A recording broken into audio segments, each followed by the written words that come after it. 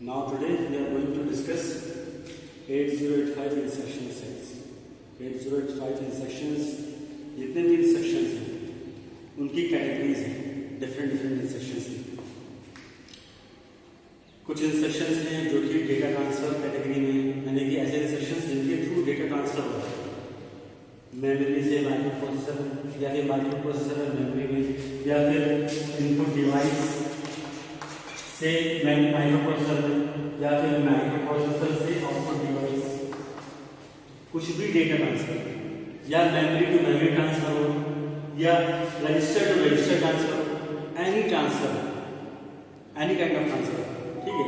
तो इस तरीके के जितने भी इंस्ट्रक्शंस हैं जिसके थ्रू हम ये सारे ट्रांसफर करेंगे, ये सारे इंस्ट्रक्शंस किस कैटेगरी में आएंगे? डेटा ट्रांसफर इंस्ट्रक्शन से कैटेगरी में। फिर माइक्रो प्रोसेसर के अंदर एएलयू। अब इस एएलयू में क्या है? इस एएलयू के अंदर क्या होगा? अरिथमेटिक और लॉजिकल ऑपरेशन परफॉर्म होगा। अरिथमेटिक और लॉजिकल ऑपरेशन परफॉर्म होगा। तो जितने भी ऑपरेशंस ऐसे होंगे जिनके थ्रू हम अरिथमेटिक कर रहे हैं, चाहे एडिशन हो, चाहे सब्ट्रैक्शन हो, मल्टीप्लिकेशन हो, डिवीजन हो, whatever we are going to do, ठीक है। ये सारे ऑपरेशंस अरिथमेटिक और फिर logical operations and or NAND और कुछ भी ऑपरेशन करें तो सारे ऑपरेशंस किस कैटेगरी के अंदर आएंगे? Arithmetic operation. तो ऐसे इंस्ट्रक्शंस को हमने एक अलग कैटेगरी दे दी अरिथमेटिक, ठीक है। बाकी डेटा ट्रांसफर वाली अलग कैटेगरी दी थी। इसी तरीके से और भी हैं जंप इंस्ट्रक्शंस, तो उनको एक अलग कैटेगरी दी थी, ठीक है। लॉजिकल इंस्ट्रक्शंस के फिर कुछ इंस्ट्रक्शंस है रोटेट इंस्ट्रक्शंस, उनकी हमने अलग कैटेगरी, तो डिफरेंट कैटेगरीज दी हुई, ठीक है। सिस्टम से रिलेटेड कुछ इंस्ट्रक्शंस हैं। अब हम बात करते हैं सबसे पहले कौन सा? Data transfer. Data transfer group.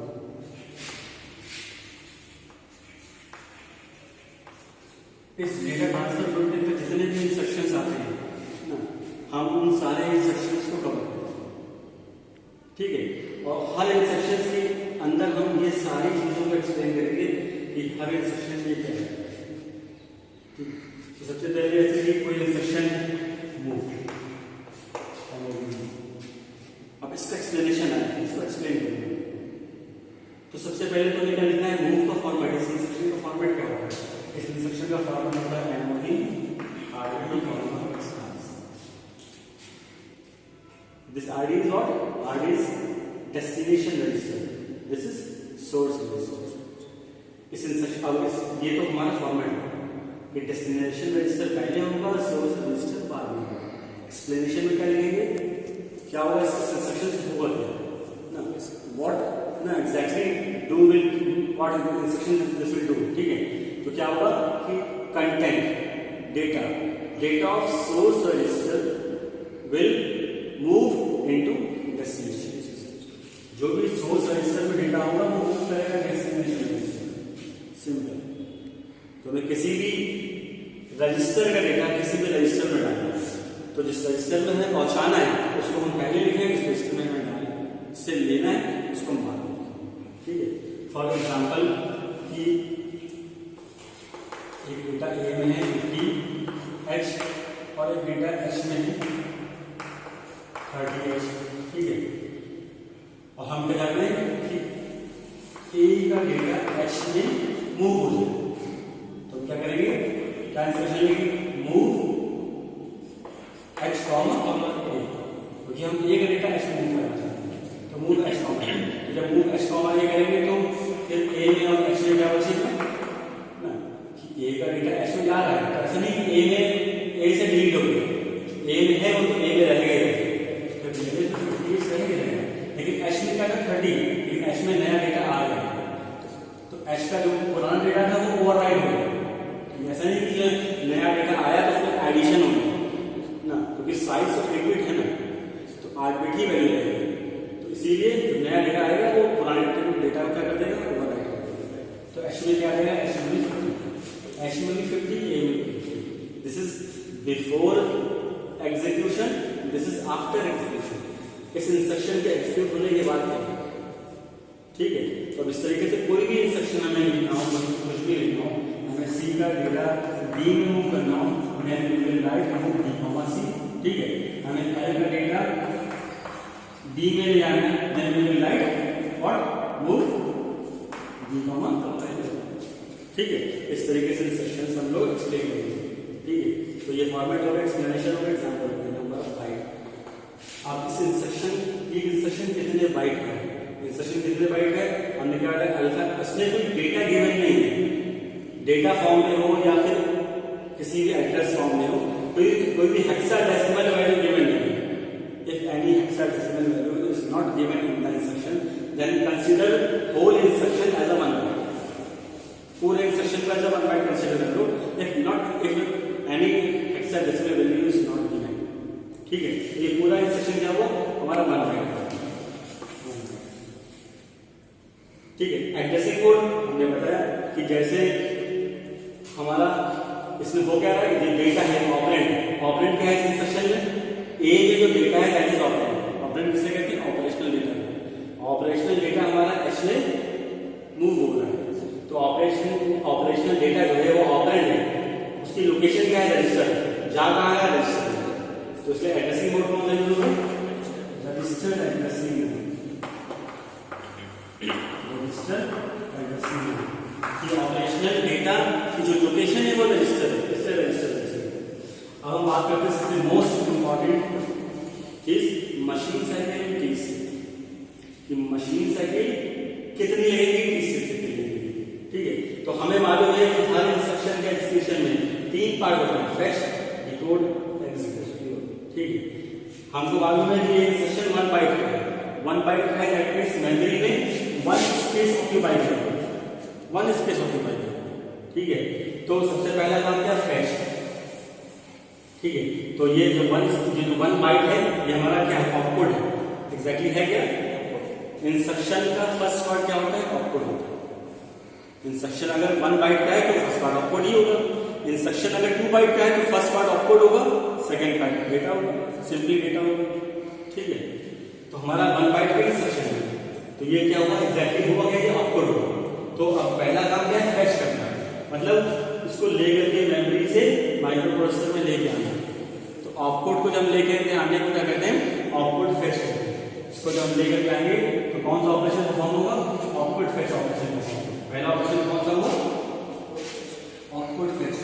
इस ऑपकोड फेच में हमारे इंस्ट्रक्शन रजिस्टर में डेटा, ये इंस्ट्रक्शन आ गया जो हमने हेक्साडेसिमल में लिखा था, कोड में लिखा था हमने, वो डेटा आ गया।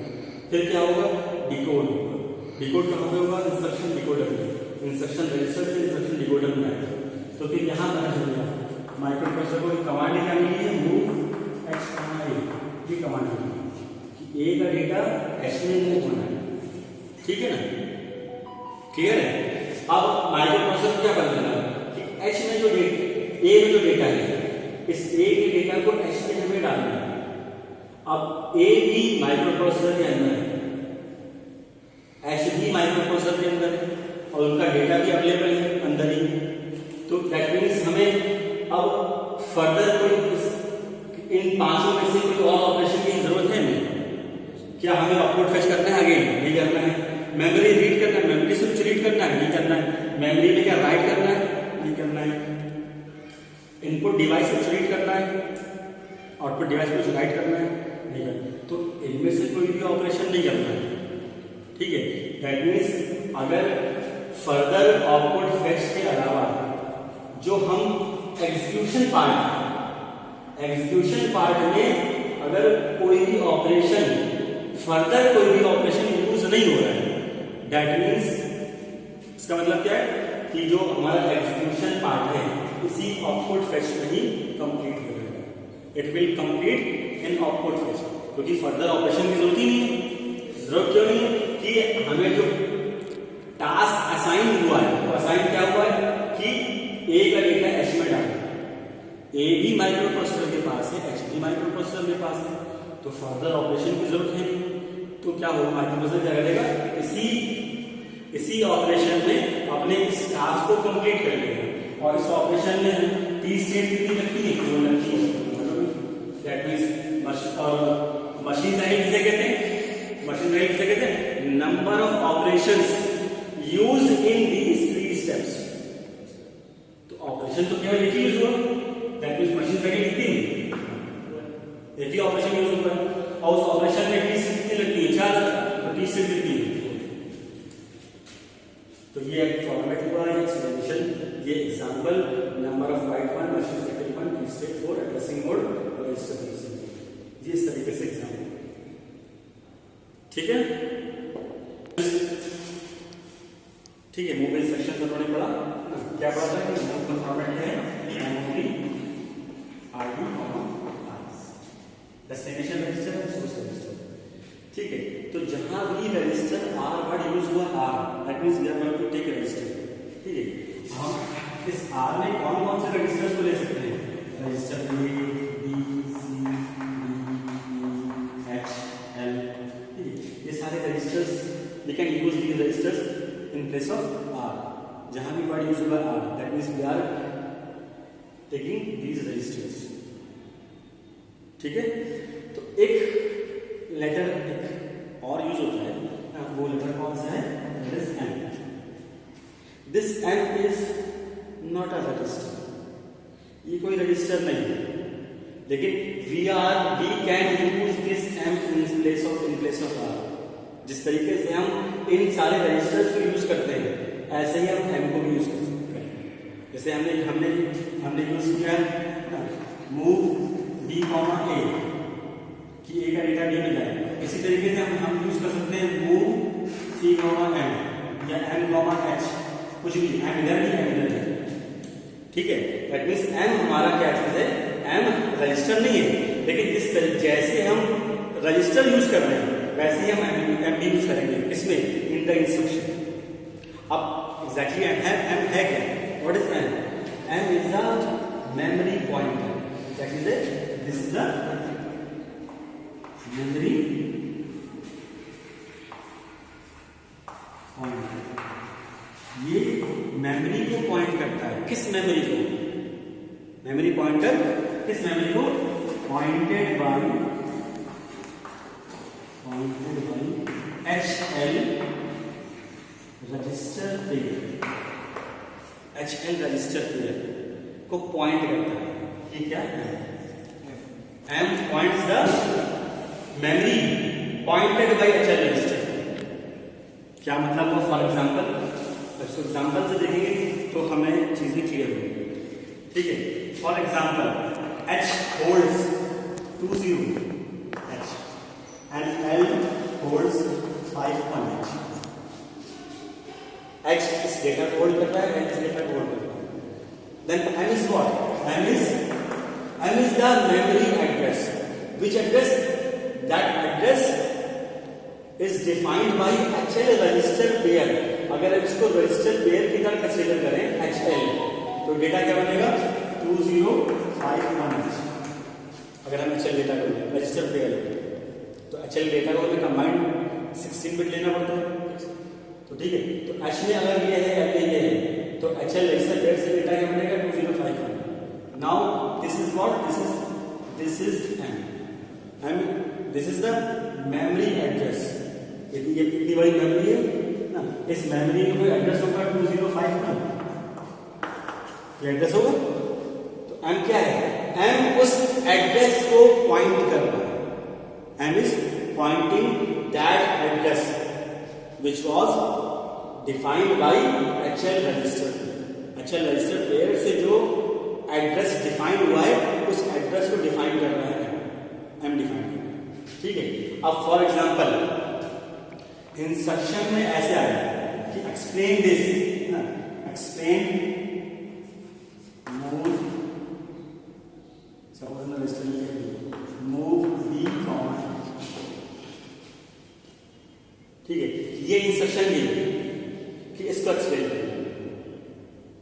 अब यहां पे ये बी, ये तो रजिस्टर है, लेकिन ये रजिस्टर नहीं है, लेकिन हम we can use in place of register, ठीक है। अब एग्जैक्टली होना क्या है, इस इंस्ट्रक्शन से होना क्या, एक्सप्लेनेशन क्या है कि अब यहां रजिस्टर से रजिस्टर में नहीं आता, यहां मेमोरी से रजिस्टर में आता है। कौन सी मेमोरी, जो कि मेमोरी HL रजिस्टर से डिफाइन हो रही है, उस मेमोरी। अब सपोज एज्यूम, यहां पे हम एज्यूम करेंगे, assume H equals to 2051 0 and l equals to 5, तो मेमोरी का डिफाइन हुई 2051। अब सपोज 2051 में कोई वैल्यू स्टोर है, सपोज है 36h, 36h, ठीक है। तो जो इंस्ट्रक्शन है मूव बी कमांड, इसका मतलब क्या हुआ कि copy the content, copy the data from memory which was pointed by HL register there into register B। उस मेमोरी में जो कि HL से पॉइंट हो रही है, उस मेमोरी में जो भी डेटा है उस डेटा को कॉपी करो रजिस्टर B, दिस एक्सप्रेशन, ठीक है। तो फिर बी में क्या आ जाएगा, बी में क्या आ जाएगा, बी में ना ये आएगा ना ये आएगा ना ये आएगा, बी में क्या आएगा, इस एड्रेस में जो डेटा है 36 बी में 36, क्लियर है, ठीक है। अब सपोज फॉर एग्जांपल अगर हम इसको एज्यूम करें कि HL में वैल्यू कुछ और है, सपोज H में है 40 और L में है 00, तो मेमोरी क्या हुई 4000। दैट मीन्स अब इस मेमोरी में कोई एड्रेस होगा, सपोज एज्यूम करते हैं 4000। अब इस एड्रेस में सपोज कोई भी डेटा है, हमने मान लिया कुछ भी डेटा है, तो हमने लिखा हुआ है मूव सी कॉमा, दैट मीन्स 4000 एड्रेस में जो डेटा है that data will copy into register C. This is the explanation, ठीक है। अब हम आते हैं बाइट, कितने बाइट का इंस्ट्रक्शन है, इंस्ट्रक्शन कितने बाइट का है, 1 बाइट का इंस्ट्रक्शन है, ठीक है। क्योंकि इसमें ये सब तो अल्फाबेटिकल पार्ट है, कोई भी हेक्साडेसिमल वैल्यू नहीं गिवन है, तो अगर हेक्साडेसिमल वैल्यू गिवन नहीं तो क्या होगा 1 बाइट का ही कंसीडर होगा। इंस्ट्रक्शन कितना है 1 बाइट, ठीक है, 1 बाइट का इंस्ट्रक्शन है। एड्रेसिंग मोड, कौन सा एड्रेसिंग मोड यूज है, can you explain which addressing mode is used in this instruction. क्या बात कर रहे थे कि इंस्ट्रक्शन ये है मूव सी कमांड, ठीक है। तो हमें समझ में आ गया कि डेटा जो है, अब इसमें ऑपरेंड क्या चीज है, हमें फाइंड करना है एड्रेसिंग मोड, कौन सा एड्रेसिंग मोड यूज हो रहा है, तो हमें क्या फाइंड करना पड़ेगा कि ऑपरेंड क्या है। ऑपरेंड ना तो H का डेटा है ना तो L का डेटा है ना तो ये 4000 है, ऑपरेंड क्या है 4000 में जो डेटा है दैट इज ऑपरेंड, 4000 में जो डेटा है दैट इज ऑपरेंड। अब इंस्ट्रक्शन में ऑपरेंड